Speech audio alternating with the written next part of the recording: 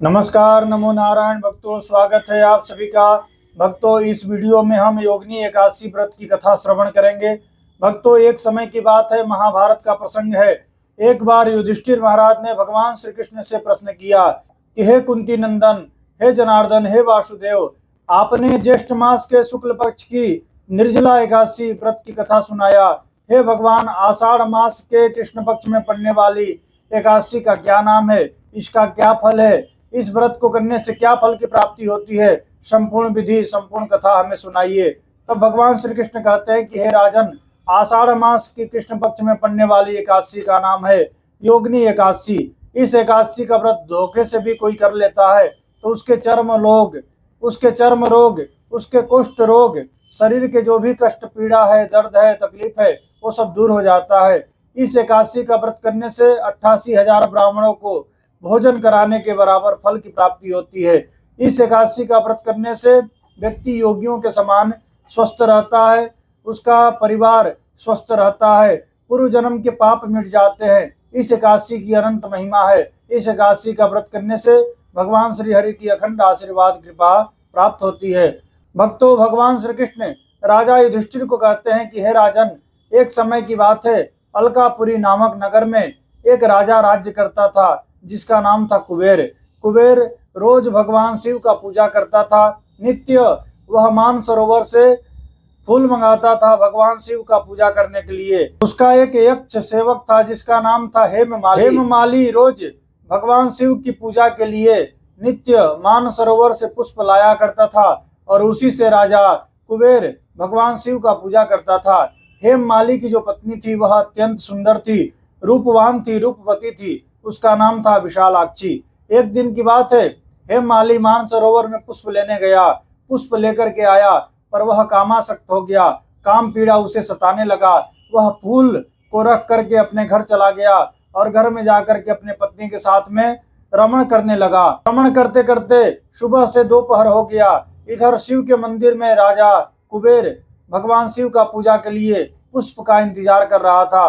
दोपहर हो गया तो सेवकों को कुबेर ने बोला कि जाओ देखो हेममाली कहाँ रह गया, अभी तक फूल लेकर के नहीं आया।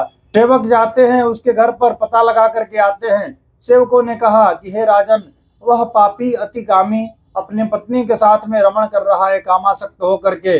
राजा को बड़ा क्रोध आया। राजा ने कहा जाओ उसे बुला करके लाओ। जब सेवक जा करके हेममाली को बुलाते हैं, हेममाली अत्यंत दुखी हो गया, शरीर उसके कांपने लगे, वह डर गया। डरते डरते राजा के सामने आया। राजा ने उस हेममाली को देख करके कहा कि अरे पापी, अरे अत्याचारी, दुराचारी, कामासक्त, तेरे चलते आज मेरी शिव की पूजा खंडित रह गई।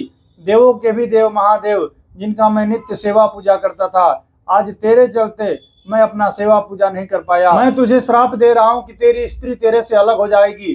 तुझे मृत्यु लोक में जाकर के कष्ट और पीड़ा भोगना पड़ेगा। तुझे चर्म रोग हो जाएंगे, तुझे कोढ़ हो जाएगा। ऐसा बोल करके राजा ने उस हेममाली को श्राप दे दिया। राजा के श्राप के कारण हेममाली को स्वर्ग से मृत्यु लोक में आना पड़ा।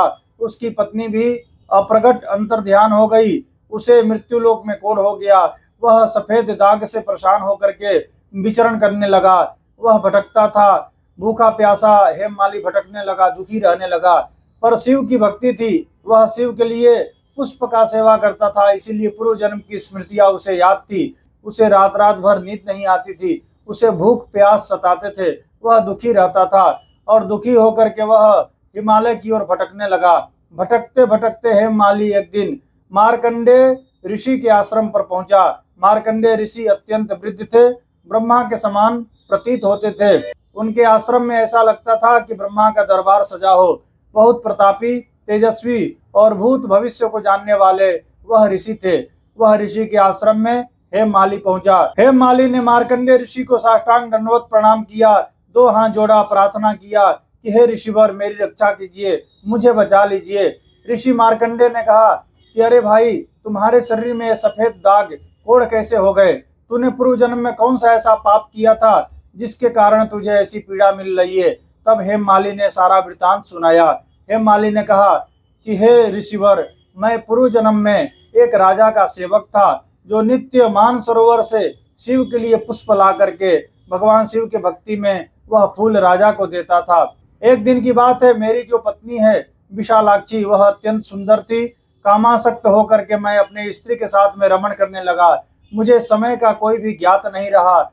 सुबह से लेकर के दोपहर हो गया, मैं राजा के पूजा में पुष्प नहीं पहुंचा पाया, जिसके कारण राजा ने मुझे श्राप दिया कि तुझे स्त्री से वियोग सहन करना पड़ेगा और मृत्यु लोक में जाकर के तुझे कोढ़ हो जाएगा और तू अपने कोढ़ से शारीरिक पीड़ा से परेशान रहेगा। तो राजा के श्राप के कारण आज मैं बहुत दुखी हूँ, बहुत परेशान हूँ। हे ऋषिवर, मेरी रक्षा कीजिए। ऋषि को दया आ गया। ऋषि ने कहा कि हे हेममाली, तू यदि आषाढ़ मास के कृष्ण पक्ष में पड़ने वाली योगिनी एकादशी का व्रत करेगा तो तेरे शरीर के संपूर्ण कष्ट, पीड़ा, दुख दूर हो जाएंगे। तेरे यह कोढ़ दूर हो जाएंगे, तेरे सफेद दाग दूर हो जाएंगे और तेरी स्त्री भी तुझे प्राप्त होगी। ऋषि के बताए गए नियम के अनुसार हेममाली ने योगिनी एकादशी का व्रत किया। द्वादशी में योगिनी एकादशी व्रत का पारण किया और ऋषि के चरणों में प्रणाम किया। भगवान से प्रार्थना किया कि हे भगवान, मेरे अपराध पाप को आप माफ करें। मैंने जो अपराध किया पूर्व जन्म में, उस पाप के और उस श्राप से मुझे मुक्ति दिलाइए। भगवान के आशीर्वाद से, योगिनी एकादशी के प्रताप से वह हेममाली के शरीर के जो कोढ़ थे वह दूर हो गए। उसकी स्त्री जो थी विशालाक्षी, वह भी उसे प्राप्त हुई और एकादशी व्रत के प्रताप से दोनों स्वर्ग में चले गए और फिर से सुख वैभव आनंद को भोगने लगे। भक्तों, यह था योगिनी एकादशी व्रत की कथा। जो भी एकादशी के दिन एकादशी की कथा सुनता है तो 100 गोदान करने के बराबर फल की प्राप्ति होती है। भक्तों, यह योगिनी एकादशी व्रत की कथा आपको अच्छा लगा हो तो आप इसे लाइक कीजिएगा। हमारे चैनल पर नए हैं तो इसे सब्सक्राइब कर लीजिएगा। वीडियो को अन्य लोगों तक भी शेयर कीजिएगा। आप सभी को श्री हरि, आप सभी को नमो नारायण। ओम श्री मात्रे नमः।